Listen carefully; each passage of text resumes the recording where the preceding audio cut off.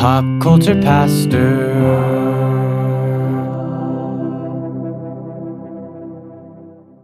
Cody, I just wanted to tell you, you're a work of art. I know. No, Cody, you're a work of art. You're Cody. Again, I know. I mean, this bod was made by God. You went from dad bod to God bod. Yes.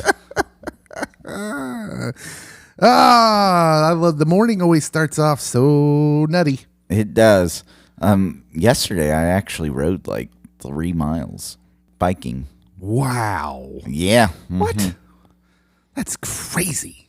So soon, that statement from Thor, Love and Thunder will be real for me. Yeah. I need to. I want a bike, but I don't want a regular bike because it hurts my backside. I want one of the ones that they're called the trikes, where you sit farther down on it, Where you basically are reclining at a tricycle. Yeah, kind of. Yeah, but that's what I want. And then I want to ride. I'd ride bikes with you. Sweet. Just like the old days. Let's Exactly. go ride bikes, man. Riding bikes. Hey, good morning to all you out there. Maybe we could all ride bikes together. We'd be like a biker gang, a bike gang, like the evil baseball team in the Sandlot. And we'd carry around a boombox and we'd just play that song.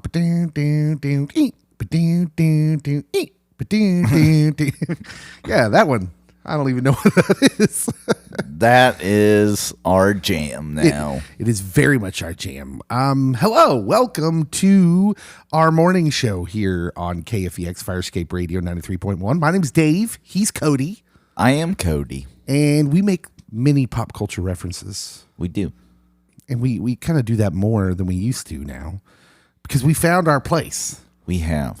It's important to find your place.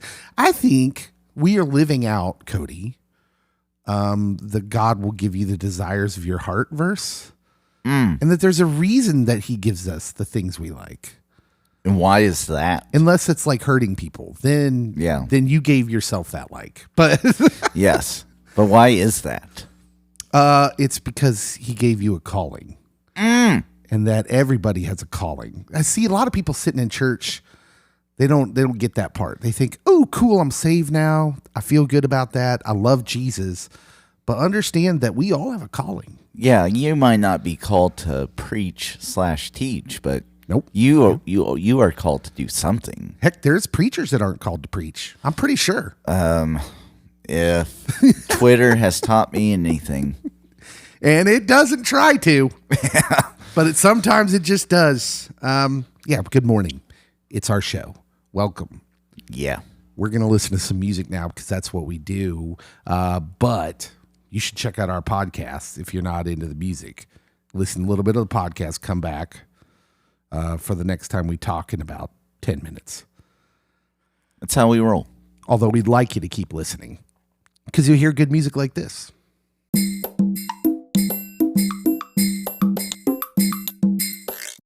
So, Cody, I was playing Hurdle the other day, which you got me started on. Yeah. This is all your fault. I was playing Hurdle, and that's like Wordle, except you're guessing music. So they play you like the first second of the song, and you try to guess just based on the first 1 full second of the song.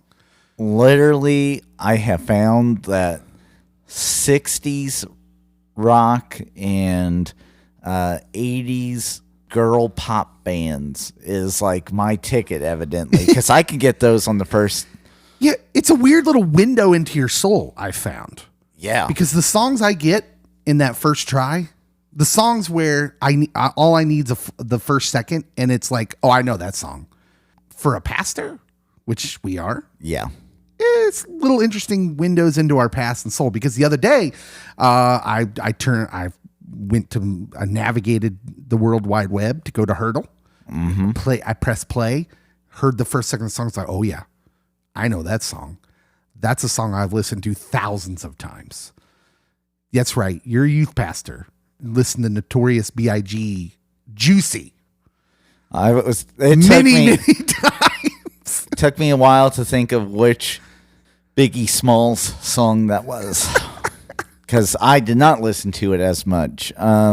like, it's weird because I got the Bangles and Cyndi Lauper on the first second, and I'm like, absolutely, you should. I don't know why this is happening. And then I got Zeppelin and Bob Dylan on the first second as well, and I'm like, you're cultured. Yeah, you're cultured. Yeah, Bob Dylan was today's hurdle, and that one took me a few. I was like, it was, it can be you. And I was like, oh, it's Bob Dylan. Yikes. He's not my favorite Dylan. Who's your favorite Dylan? Matt? Jacob. Jacob Dylan. Oh, you have another singer. Yeah, his son. Jacob Dylan's your favorite, really? The Wallflowers? Between dad and son, I'd rather listen to Jacob. Interesting. Like, you can tell they're related, but... Oh, yeah.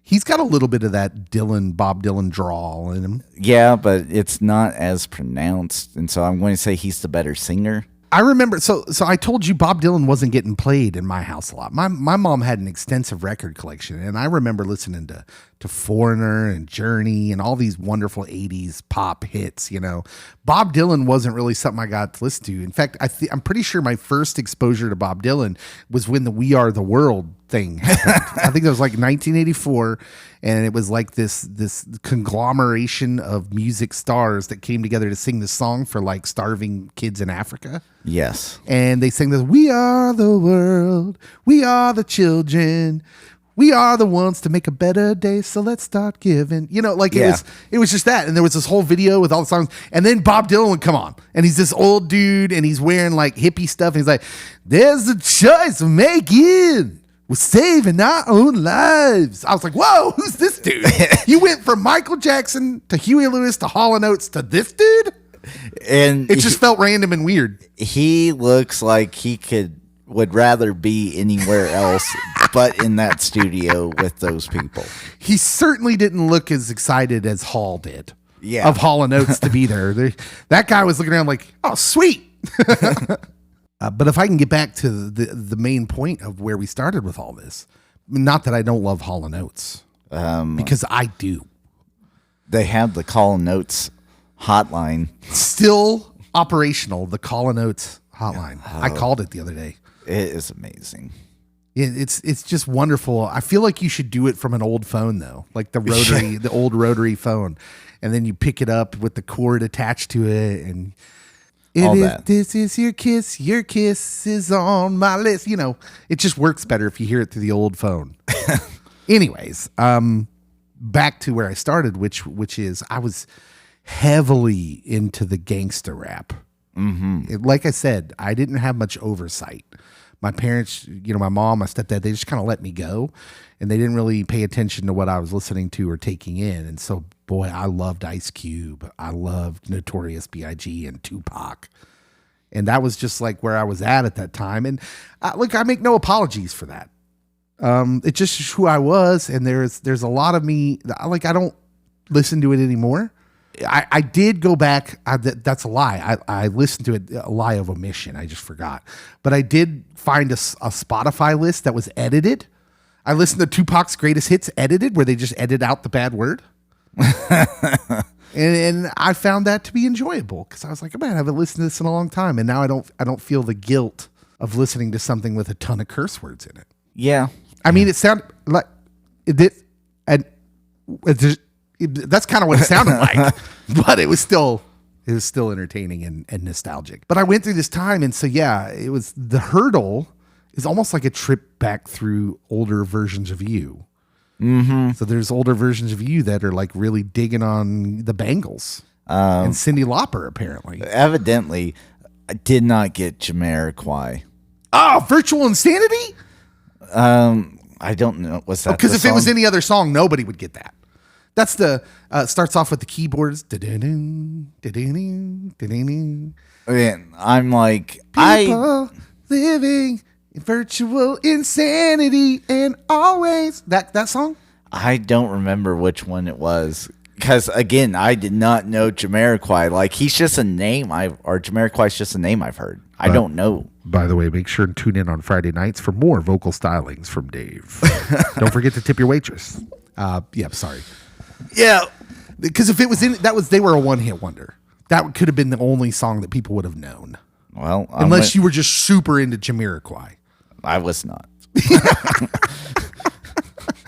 And I would have, by the way, if that was the song, I would have nailed it in 1 second. I must not have played that day. No, it was probably right before you got on. Oh, that's unfortunate because I'd have nailed Jamiroquai and apparently Notorious B.I.G., as it turns out. And I started this whole discussion with just saying it's an interesting look into our souls, almost like the history of who we were. You can tell by the music you listen to at certain periods of your life. And at that time, I was just really into gangsta rap. I thought I was a gangsta. That's just the pure and simple of it. So there we are. You should play Hurdle. It's fun. No Christian music, though. None yet. Like, if all you're listening to is Michael W. Smith or Amy Grant, you're not going to know any of these songs. I wonder if they might have an Amy Grant song on there. Pop Culture Pastor presents Christian Hurdle. That could be our big idea. We're making it. What is this? Oh, it's Newsboys with Michael Tate. It's DC Talk. This is the 11th version of Oceans. I nailed it first try. It was Mercy Me. Don't test me with the Mercy Me.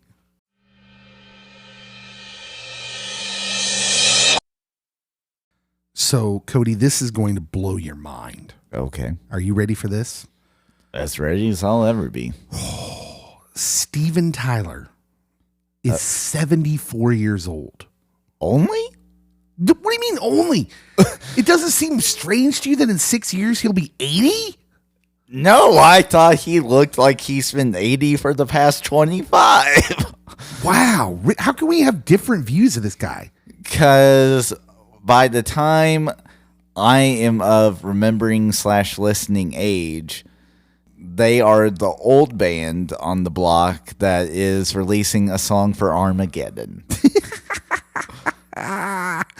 Oh man, it blows my mind.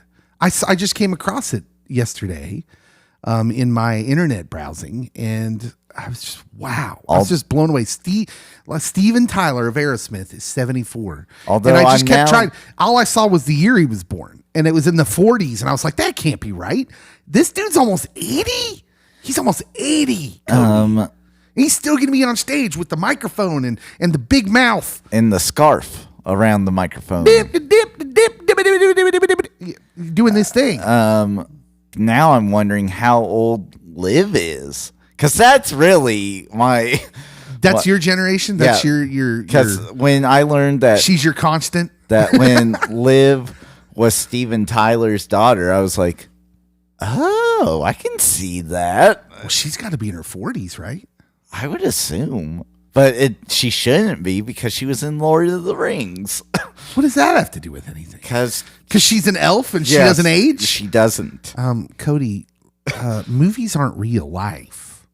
You're blending your stories with real life. She is 44, almost 45. Hey, she's the same age as me. July 1st, 1977. Born in a great month. Lucky almost there. in a great year. I got a year on her almost. So that's awesome. Me and Liv, we're basically best friends now. Basically, I'm going to be in the next Lord of the Rings stuff probably because now I have connections. Okay, so Cody, I wanted to talk about something in particular this hour here on the radio show. And that is a question that got posed to me that I just started thinking about. Okay. And the question is, what TV show characters in our minds deserved a spinoff? So I was telling you earlier, the one that immediately comes to my mind, this one's bothered me for a while because I was a huge fan of the show Friends. I loved Friends. And when Friends ended, I liked all the characters. I thought the ensemble of the cast was great. And so don't get me wrong, I liked all the characters. But if you're looking at which characters had more room to flesh them out and thus deserved a spinoff, the character I would have chosen would not have been Joey. Joey was just such a simple character, and they pretty much fleshed him out as much as they could be. And then really the only direction you could go is to make Joey look more like a normal human being, which is kind of what they did with that spinoff. But guess what? When that happens, he's no longer entertaining. Yeah. He's not a caricature anymore, and thus less funny. My problem with the spinoff that happens from Friends is it's the wrong friend. And it actually starts a few years before the end of the series. I think it was a mistake to have Chandler marry Monica on the show Friends. I think Chandler would have been the character who would have been most interesting to have a spinoff of. I think Joey should have married Monica. Like, instead of, her falling for Chandler, she should have fell for Joey. And Chandler should have been the one who was single still at the end of the show, and thus could have gone his own way and done a spinoff. I just think there's way more depth of character for Chandler. I have an idea for a show from Friends. Okay. It's even more of a side character? Yeah. Is it about the monkey? No. Okay. That would have been cool, though. So you have a spinoff that Gunther is kind of the focus, except it's just all the other random people that come into the Central Perk when the friends are not there. And so, like, he's still a side character even in his own show. Yeah. So that'd be very meta. What? Yeah, that's a great idea. The show, obviously called Central Perk, Yes. would have just been the coffee shop, and you can introduce a whole new cast because clearly there's people back in the back making the muffins, right? Mm-hmm. So you introduce a whole new crew. You could have started it from the time where the show Friends ends, end it differently so they don't all move away, because you get the feeling that they're all going somewhere at the end of that show. But instead, like, maybe you would see one occasionally. Yeah. One would drop in, but make the show about the staff of Central Perk. And then you also get to see there's other customers besides these people that hog the couch. Yes. Yeah. I mean, the obvious comedy there is the dropping in of references of those awful 6 friends who always steal the best couch. Yeah. I think they own the joint. Exactly. But it got me thinking, like, what are other characters in shows that deserved a spinoff, or that you would just watch the spinoff? So I told you last night that Boyd Crowder from Justified, like, played by Walter Goggins. You could have like a limited series when he has his commandos, Crowder's commandos, and I would watch that. And then you could do a prequel that leads up to Justified, or you could have I think he survives at the end. He might not. It's been too long since I've seen the last season of Justified. Yeah. But, like, you could have just had a show follow Boyd Crowder, and I would have been here for it. I think he's still alive. It's been a while since I watched it too, but I think he's still alive. How is Walton Goggins not a bigger deal? I don't know. His IMDb page starts off with says Walton Goggins is an actor of considerable versatility and acclaim who's delivered provocative performance in a multitude of feature films and television. Yeah. I agree. He's sort of amazing at what he does. Do you know he's 50? That doesn't surprise me, but yeah. How do all these people who are in their 50s look younger than me? And I'm 45. Facial cream. Yeah, he'd be great. With him just headlining any show that's even a little well written, it feels like it should be good. Yeah, if you have the people that wrote the first handful of seasons of Justified right for the Boyd Crowder spinoff, it'll be great. I'm still a little upset that there wasn't a spinoff of the finale episode of Lost. Lost, a lot of people had a problem with the finale. I didn't have a problem with the way it resolved, but I did have a problem with the one hanging thread, which was I was just sure halfway through the finale of Lost that there was going to be a spinoff starring Hurley and Ben as like an odd couple, who are in charge of the island. Think again. Yeah, but no, they just drop that little nugget and then you move on. There's no closure. You just assume that Hurley and Ben live out their days as the protectors of the island. And you still don't really know what the island is. Survivor. That's what it is. Another great character, and it might just be because he's a great actor, but deserves a spinoff, and I really hope they do this. Cobb Vanth. You're so all about Cobb Vanth. I mean, listen. I'm here for Timothy Oliphant anything. Space Western, give it to me now. But they've given it to you twice in The Mandalorian and Boba Fett. But yet, have they given it to me fully with Timothy Oliphant, who should be in every Western? No. He is amazing. Like you could do a Cad Bane spinoff as well. Like his character was fun. Yeah, I mean, you should have him. They should be foils for each other moving forward. But yeah, anything involving Timothy Oliphant's character in The Mandalorian and now Boba Fett. He's just.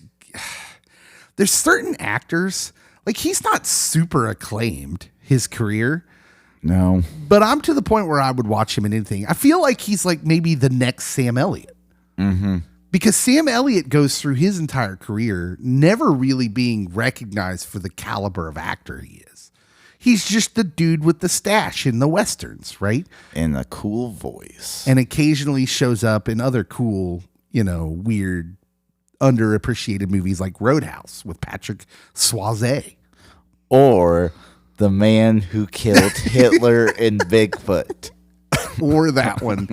He actually shows up in that Ashton Kutcher sitcom on Netflix, The Ranch. Yeah. Oh, he was great. And he's funny. Like, that was the surprising thing about the what I saw of that is he's got good comedic timing and delivery. He's a funny guy. Yeah. Yeah. Sam Elliott is so underappreciated.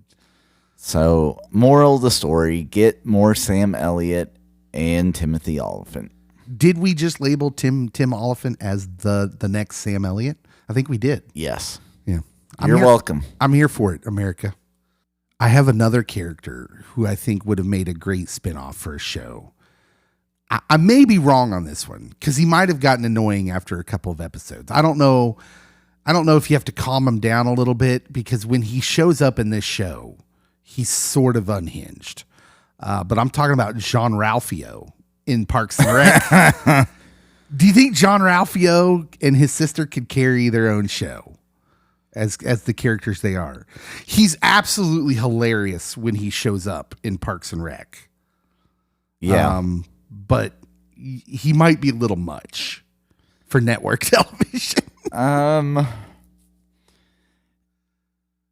feel you would need some other reoccurring characters to help balance the show out, but yeah, I think you could keep it for like a couple seasons. It wouldn't be a long running one. I mean, Parks and Rec ends with his character faking his death and opening a casino with the insurance money. Which seems like a good starting point for his show. I love the fact that like when his character meets Billy Eichner's character, they're like, how about we do go-karts? And Billy Eichner's like, I want to ride a pony. And he's like, oh, I like your feeling, man. I'm digging it. I always forget Billy Eichner randomly shows up in that show. And he's so over the top. It's great. Oh, man. That was really a great show. It was a really great show. This is the point of the show, our show, where I'm like, how many people listening to this right now, unsuspecting folks listening to their Christian station? Mm-hmm. We are pastors, by the way. But they're like, why are they talking about so much TV? It's like, well, because we're just a little weird. Yeah. Like, I'm trying to think if anyone from The Office would be interesting to have their own show. Maybe Daryl when he goes to the sports agency. Yeah. Maybe. Let's go Christian in the next in the next segment. Let's think of a Christian side character. Immediately I think of the guy from MASH. Father? The father, yeah, from MASH. Okay. Like, are there Christian characters we could have given their own like Christian shows, spun off from secular TV? Bible Man. Hey, VeggieTales have a Netflix show. Oh. So Christian characters on television shows that could have held their own spinoff. Immediately, the one that comes to mind is Ned Flanders. Okay, so he was number 2 on my come to mind list. The Ned Flanders verse. Yes. It would have followed the whole Flanders family. That could work. That could work. Who are you thinking? Glenn from Superstore. Yeah, that would be a great show. Yeah, where does Glenn go after Superstore closes? That's a good question. Yeah, Glenn. I forgot about Glenn. Glenn is at first I didn't like Glenn when I watched that show because he's a Christian trope at first. Oh yeah. He's how they paint Christians on secular, programs and entertainment a lot. He's overbearing. He's completely more about being a goody than actually like loving people. Like it's more about fixing people. Mm-hmm. He's got that vibe, but then as they develop his character, you see that he does love people, and he gets redeemed, but it takes a while. Angela Martin on The Office. Oh yeah, she doesn't act very Christian. No, she does a lot of bad things, but realistic. Yeah. So I'm going to list, and I think it's a Christian character, although in the show it's more just kind of a basic religious character. Shepherd Book from Firefly. Oh. Yes. Yeah. No one saw a Firefly reference coming today, but yeah. Unfortunately, some of the coolest Christian characters already just had their show. They weren't side characters already. Matt Murdock, Daredevil, comes to mind. That's always interesting. People that don't know comics don't understand that maybe, that a superhero named Daredevil who dresses up and looks like a devil in a red costume, he's Catholic in the comic books. And in the TV show, they reference this because he's constantly talking to a father, a priest. Yeah, and he's struggling with his faith throughout. Yeah, he struggles with his faith. He's wrestling with God in a lot of the comic book stories. The other ones that come immediately to mind was a show I really love called Friday Night Lights. Oh, I thought you were going to say Little House on the Prairie. No, I did not love Little House on the Prairie. I know as Kansans, we're supposed to have a special place in our heart for Little House on the Prairie. I do not. Because when it came on TV when I was a kid, I was like, well, I guess I got to get up, go to the TV and turn the channel because that's how we did it back then. No remotes. You had to turn a knob. That would be awful. Yeah. As soon as I saw a little girl with pigtails running down a meadowed hill. Nope. Turn it. Anyways, Coach Taylor on Friday Night Lights, him and Tammy Taylor in Small Town, Texas. Mm-hmm. You can't watch that show without understanding their faith is important. They pray. There's often depictions of him leading the team in prayer before the game. And they're just clearly faith's a big part of their thing. And whoever made that show must have a Christian background because they actually use Sufjan Stevens' Come Thou Fount. Oh, yeah. In that show. It's on their soundtrack, which is a great, if you've never heard that version of that song, you should. It's wonderful.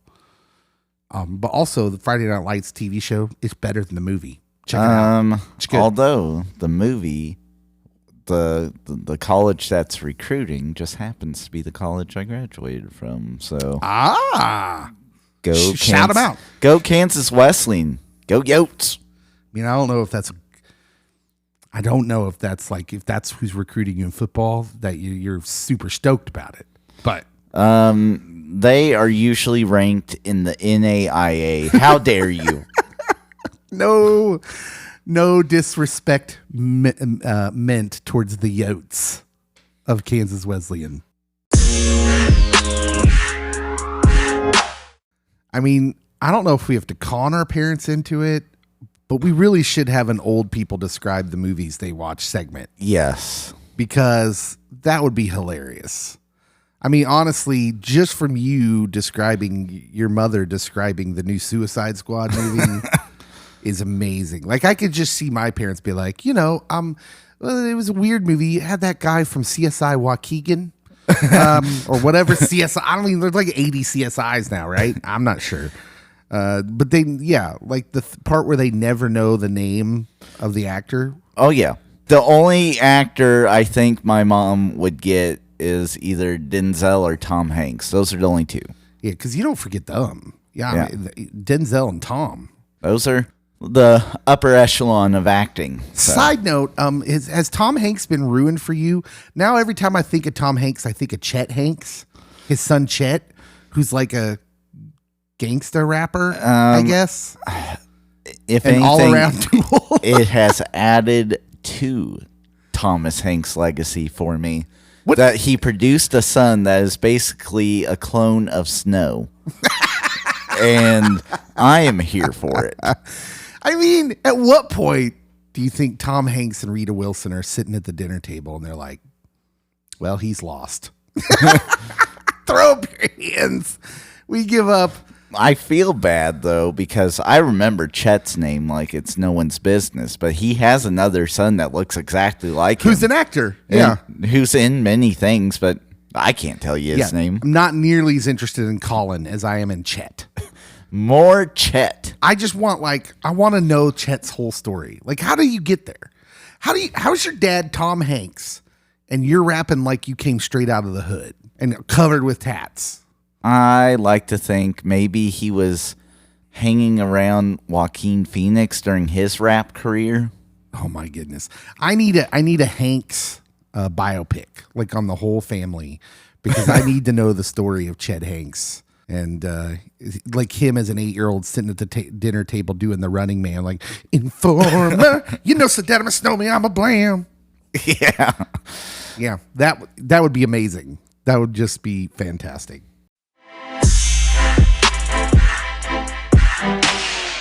Hey, everybody. Thank you for listening to our Odds and Ends pod here. It's just a little in between to carry you over to the main pods that come out every Friday morning.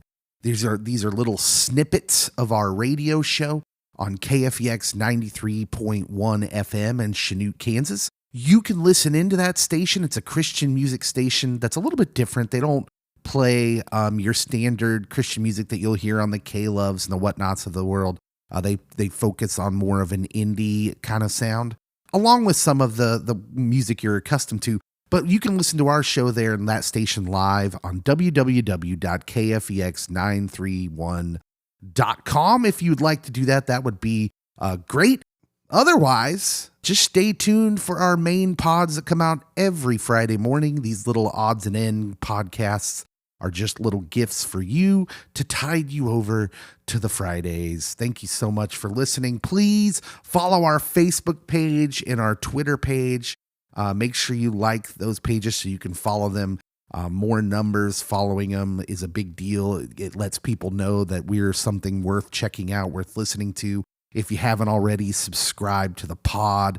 Rate us, give us a review. That helps as well. Everything that ups our visibility is a good thing. So just keep sharing us. The podcast is growing. We're growing in the things we can do, the content we give you. We have a lot of plans and ideas. So thank you so much. That's a testament to a lot of you that are already listening, a lot of you that we've already met at comic conventions and whatnot. Thank you so much, and stay tuned for the next pod every Friday morning. Pop Culture Pastor. We'll see you then.